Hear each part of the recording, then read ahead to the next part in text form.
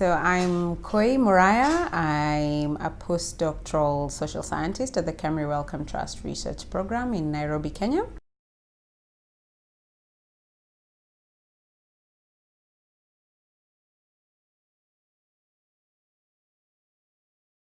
So what we've seen in Kenya, and certainly from anecdotal information, is that there tend to be more women in lower paid positions within the health workforce. So roles such as the nursing sector it's primarily women in the nursing sector, as well as community health volunteers or community health workers, and really even the support staff within the health sector tend to be women.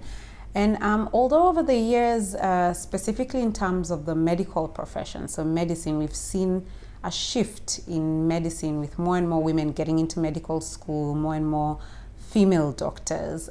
Still in the higher level categories such as the decision-making space or the managerial positions, women tend to be underrepresented. So there are less women in the higher category positions or in the spaces where health decisions need to be made. We wanted to understand why this is the case, and we wanted to understand what are the barriers and enablers to career progression certainly for female leaders, but then also looking at the male perspective as well.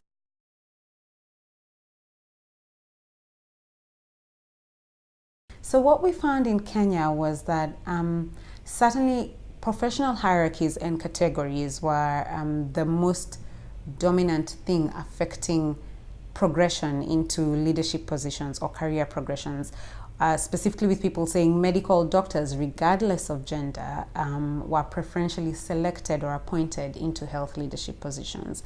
And there was a sense, initially when we started doing the work, there was a sense of gender sort of being a non-issue, but there was less of a recognition of other gendered nuances or gendered issues that might impact on people's career progression or people's leadership experiences. For example, certainly for the women, work and family, work-life balance, or balancing work and family was much more of an issue than it was for men. A lot of women stating that either maybe in the past they've held off from taking up certain positions because of certain family obligations and because of the way our society is organized, such that domestic responsibilities or child nurturing and childcare is primarily the women's role.